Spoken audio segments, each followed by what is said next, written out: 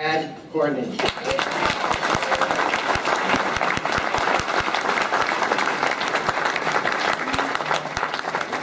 Thank you, David. And about 22 years ago, I was actually a unit chairman here in Milwaukee County. And I just know it's a lot of hard work. And let's just give Dave a big round of applause for the wonderful job he did. A lot of times the county chairmen just do a lot of work that they don't get any credit for. But Dave, thank you again for everything that you do. And I got to tell you, it is really a thrill for me to be here tonight. Also, I get to speak before our two big speakers, but I got to tell you, as state party chairman, sometimes it can be difficult over the years to defend what your legislators do. But I will tell you, with Paul Ryan on the national level and Governor Scott Walker here in Wisconsin, you guys make me so proud, and it is really a lot easier to be state chairman with Paul out in Washington, D.C., and Scott in Madison. You guys are just doing a wonderful job, and again, thank you.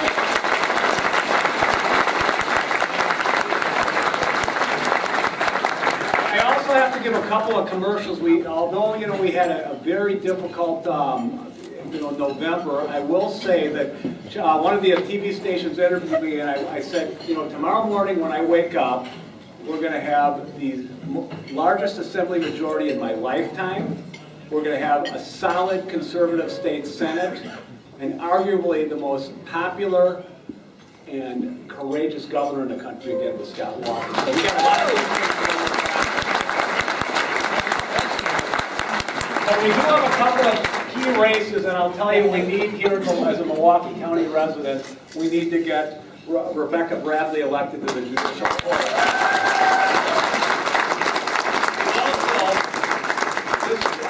Her race is Tuesday. We need to vote for her in the primary, and also we have a state Supreme Court justice race, and we all need to be getting behind Pat Rogansack.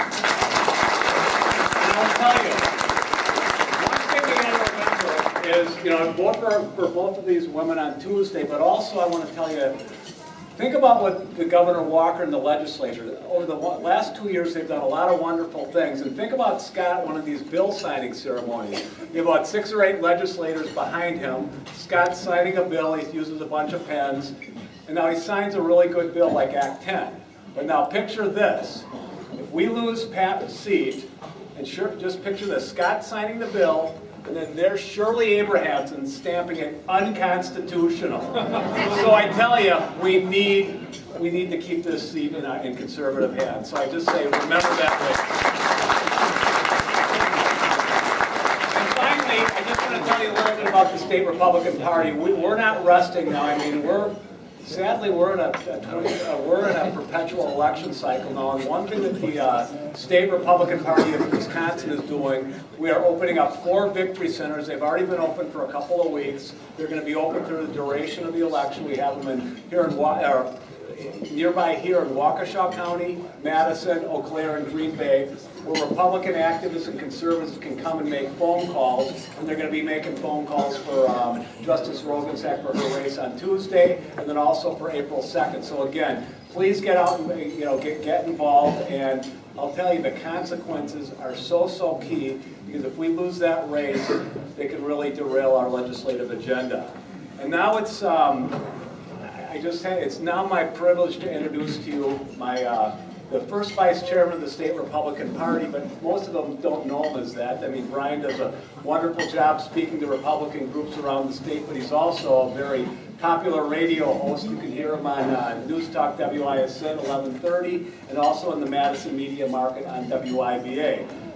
Something that I'm pretty proud of. He was a key strategist in helping Republicans take over the state Senate and increase our majorities in the state Assembly last year. And 2 months ago, Brian was named to Campaigns and Elections Magazine's Influencers 500 list of the most influential political people in America. So it's my privilege to introduce to you my first vice chairman and a wonderful friend, Brian Schimming.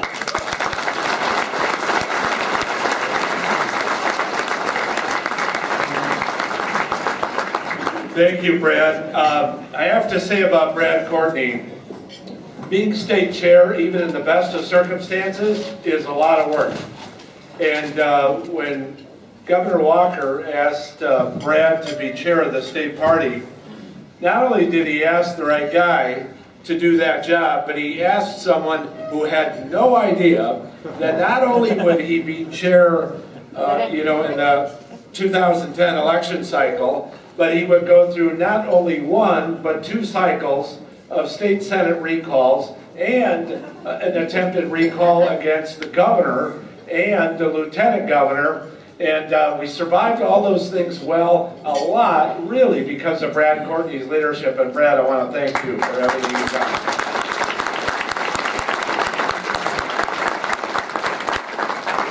It's great to be in a room full of Republicans, isn't it? How about it? And being from Madison, it's strange to be in a room full of Republicans. So it's, I grew up literally down my campus. My parents both worked on campus at UW-Madison. And I always, I reminded somebody in the family, my dad's been gone for about 15 years. He still got tenure there. So we enjoy the benefits. I'll tell you, I was listening to your introduction. I want every college Republican in this room to stand up. Where are you? Every single one of you. Look at that.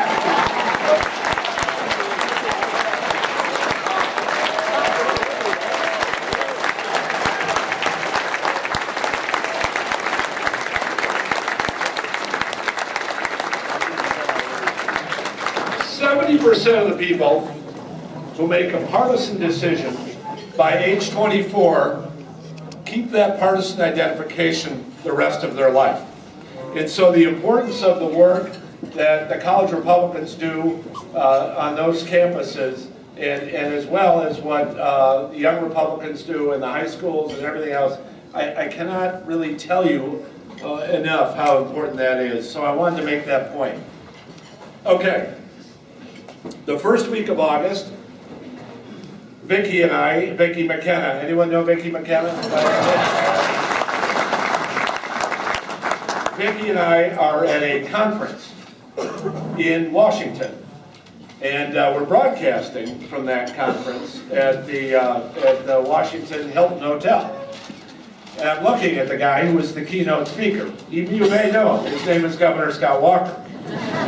And so he's the keynote, and we're broadcasting from this conference. So it's kind of cool, and so we finished up the morning show, the WISN show, in the media center, and then we had a couple hours to wait before we did the Madison show, which, by the way, is now broadcast out to 5 other cities around the state. So we know how to export a revolution out of Madison.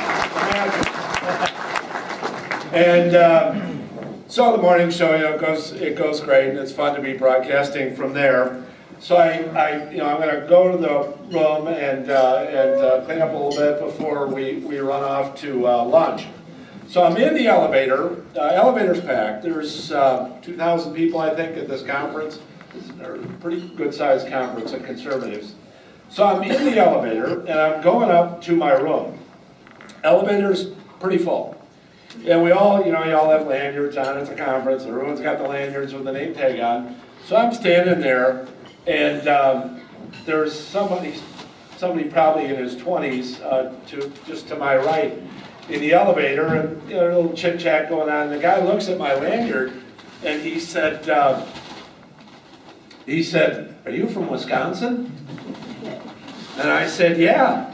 And he leans over and he goes, "How cool is it to have Scott Walker as your governor?"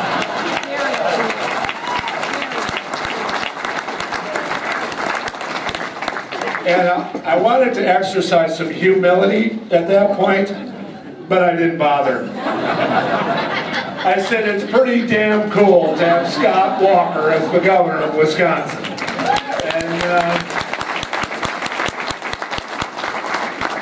And Scott's keynote that night really showed we had people there. By the way, that kid who asked that of me, he was from California. He got a problem already. But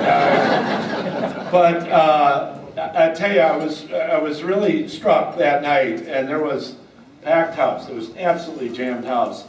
And this guy rocked that room that night. I'll tell you, everybody that was there got to see just how fortunate we are here in Wisconsin to have a leader that's not afraid to step up. You know, after everything we've been through in the last 2 years, the easier route for Scott Walker would have been to do what we've always done for decades in this state. And frankly, not make the changes that we thought we probably needed to make, everybody in this room probably wanted to make. The easier route would be to pass on all of that and not have, you know, some of the struggles that we've had the last 2 years. But Scott Walker did not get elected to take the easier route. And I remind people, most governors, you know, when they leave, and you know, they'll leave like a little note or something like that in the desk to the next governor saying, you know, congratulations and I hope you enjoy the job. The last governor left a $3.6 billion IOU. So I think the Governor Walker probably would have liked the note. I don't know about you. I like a governor who will fight for tax cuts, don't you? I don't know about you, but I like a governor who's willing to speak the truth about the hard choices to the people of this state and do it directly so the whole state hears it.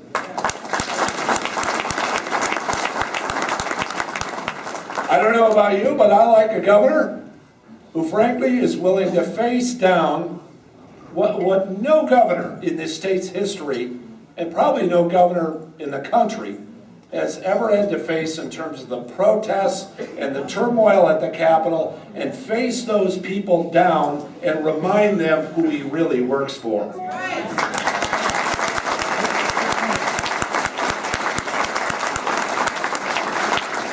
And most recently, I don't know about you, but 48 hours ago, this governor said no to the false promises of the federal government and said he was going to protect the taxpayers and the patients in this state who deserve good health care.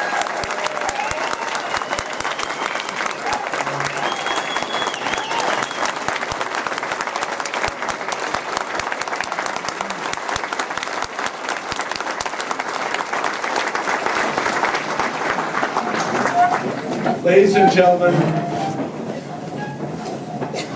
we can't say enough how thankful we are to Scott Walker for everything he's done, as well as our legislative team. But we can't say thanks to him enough. But as I bring him up on stage, I want you to welcome him here tonight so loud that they can hear it clear in Washington, D.C. Ladies and gentlemen, the governor of the state of Wisconsin.